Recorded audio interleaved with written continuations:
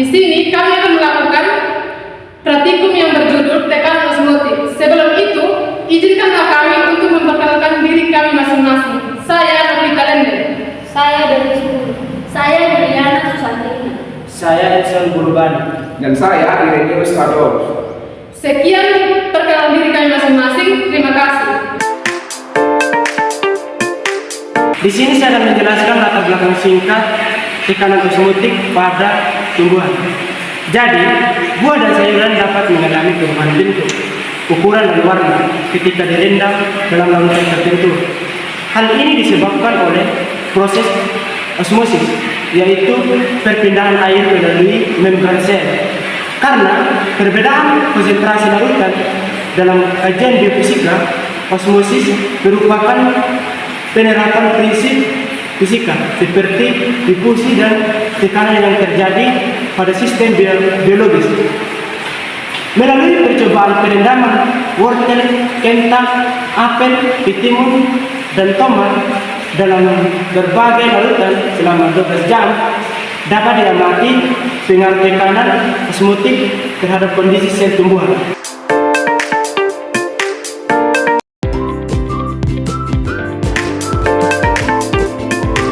Baik, di sini saya akan memperkenalkan alat dan bahan yang akan kami gunakan dalam praktikum tekanan osmotik pada tumbuhan. Yang pertama ada alat, ada tisu, timbangan analitik, sendok, gelas aqua, pisau, dan yang terakhir ada penggaris.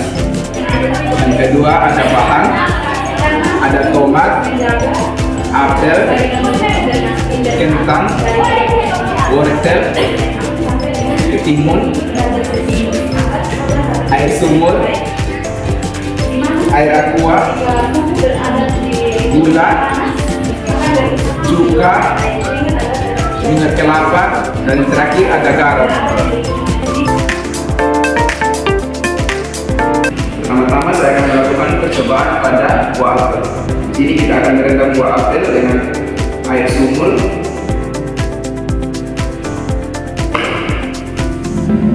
Tambahkan air sumur secukupnya. Lalu kita rendam selama 12 jam. Yang kedua, pada larutan garam kita tambahkan air.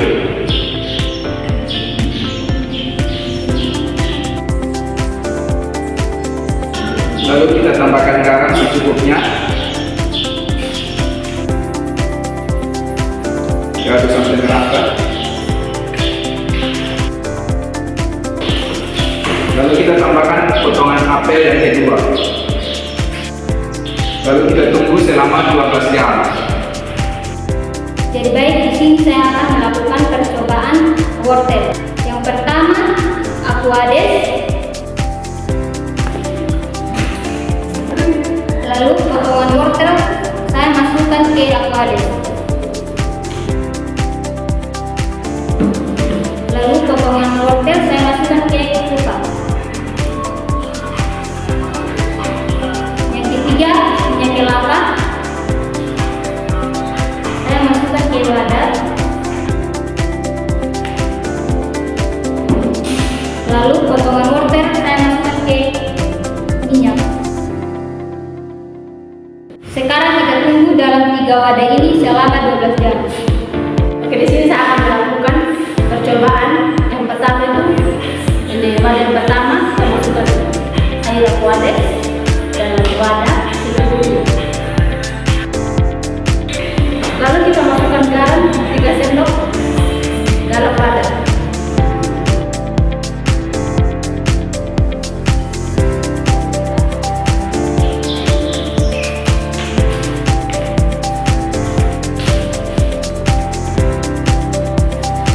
Habis itu kita masukkan timun dalam wadah.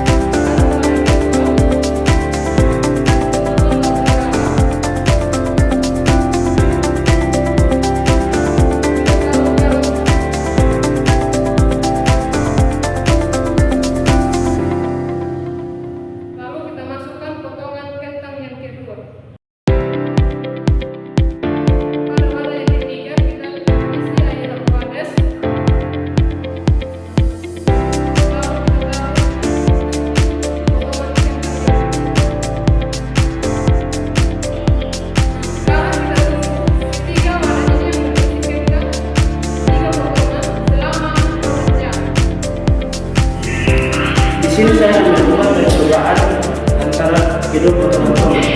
Yang pertama kita menggunakan alat tanggal. Alat tanggal kita ambil sisi pembentukan ke dalam wadah. Lalu kita lakukan dengan air aquades. Setelah itu kita masukkan tomat ke dalam wadah. Yang kedua aquades. Kita ambil air aquades dan kita tuangkan ke dalam wadah. Setelah itu kita memasukkan potongan bungkil ke dalam wadah tersebut. Setelah itu kita tunggu di dalam larutan selama 12 jam. Jadi baik, di sini saya akan menjelaskan hasil dan percobaan. Sesuai yang kami sudah lakukan, rendaman dari kelima buah. Pertama ada apel, kedua wortel, ketiga kentang, keempat tomat, kelima timun. Bahan yang direndam dalam waktu 12 jam. Air atau aqua dari sumur mengalami pemesaran ukuran lebih keras dan warnanya tetap segar. Bahan yang telah direndam dalam larutan garam dan gula mengalami penyusutan ukuran menjadi lembek dan warnanya lebih kusam. Semakin tinggi konsentrasi larutan, misalnya garam 3 sendok sampai 6 sendok, perubahan terjadi semakin besar. Pada minyak kelapa tidak terjadi perubahan karena tidak ada perpindahan air, sedangkan pada cuka bahan menjadi agak layu karena pengaruh asam terhadap sel.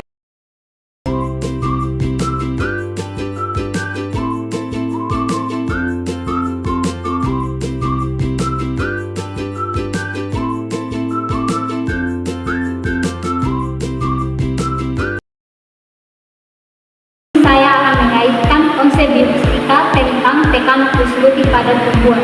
Dalam biofisika, proses osmosis menunjukkan penerapan prinsip fisika seperti durasi dan tekanan pada sistem biologis.